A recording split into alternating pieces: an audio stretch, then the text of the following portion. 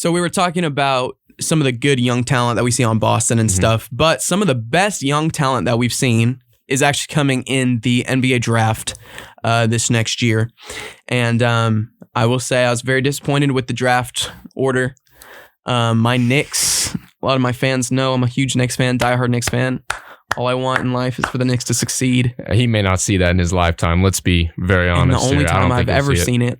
Even slightly was when Carmelo was the head of our ship. This is why he's a Carmelo fan and sadly deceived himself all the time. It happened to be at the same time as LeBron was on the Heat, and so of course we weren't going to win. We were going to win anyways. I'm just saying, not a chance. When we're going up against one of the best players in the prime take him out of the equation, you still don't win. It would be tough for us to win. And so I need you to listen to me right now. Okay. And so we fall into number 8 in the draft, and I'm very sad about that because we've missed out on one player. Is it sad that I'm deep down inside really excited that you dropped to 8? It's mean. It's not very nice. Not very nice of you. I'm excited. You should want good things from me. I want good things for you as a person. Maybe not for the Knicks though. The Knicks have fallen again, and we are a loser of this draft.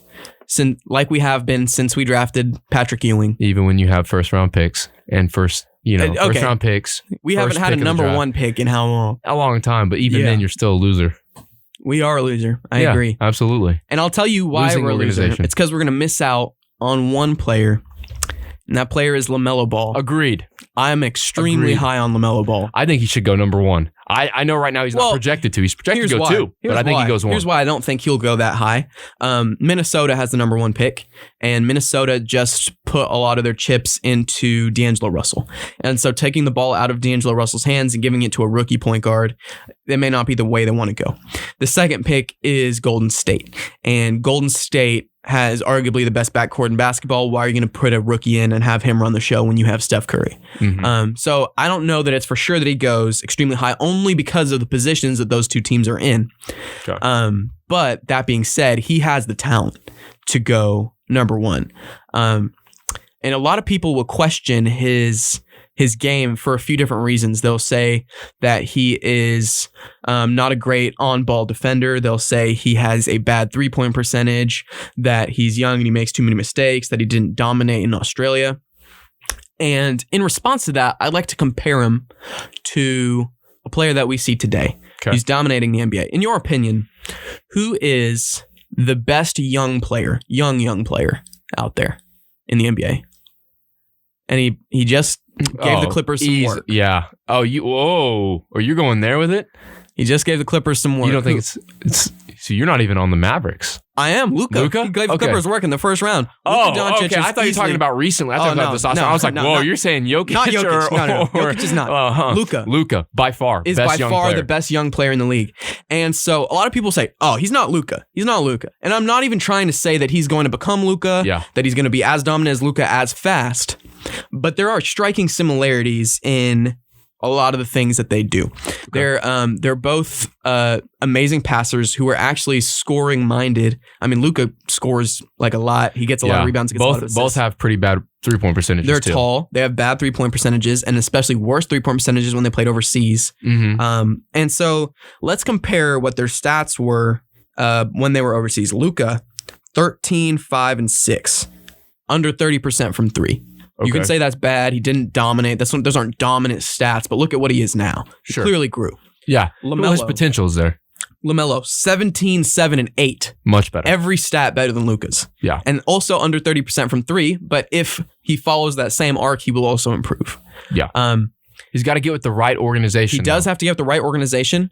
And I will say, I don't think it's going to be to a point where he immediately leads a team to the playoffs, because chances are he's going to go to a team that's bad, and as a great passer, he's not going to have anything to pass to. Anyone who's going to actually score other than him, who can do anything probably. Yeah. And so I don't imagine that. But as a couple of years go on, and the team either acquires more draft picks and more talent, or another free agent comes to the team, I think when he gets some talent around him, he will be able to lead a team into the playoffs and find some success, to the point where when he gets closer to his prime, he can be the best player on a championship team.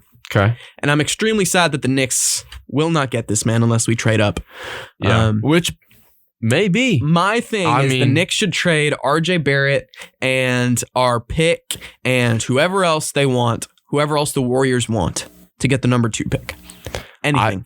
Let's think about this, though. If I'm the Warriors, I don't need, like you said, arguably one of the best backcourts in the game. What did I tell you last year about Golden State? Irrelevant this year for a reason. I think they're doing it strategically. I think this year, like this upcoming year, I think they go back to a Western Conference championship. And the next year, I think they're championship contenders. Absolutely. Okay. And think about it. They're getting a number 2 pick what do you in think the draft. Doing with this pick? They could trade. Oh, dude. I think depending on if you have any big men that they see extremely promising, because I think they're going to have to get a big man. If they think he's very promising, I think you keep the pick and you do that. Because even with the trade with the Knicks, I'm not sure they have any big guys that I see a whole bunch of like Mitchell Robinson. Mitchell Robinson's nice. He's nice, but does he fit though? He fits with the Warriors. I mean, I think as soon as he stretches a little bit, I don't think he'll fit. I don't know if he fits with the Warriors as well as what you think he'll fit with the Warriors. So I don't know. It may be better too to get somebody out of the draft that's willing to play their role too. Not that he's not, because obviously he does on the Knicks. But he also comes from a losing mindset, losing culture.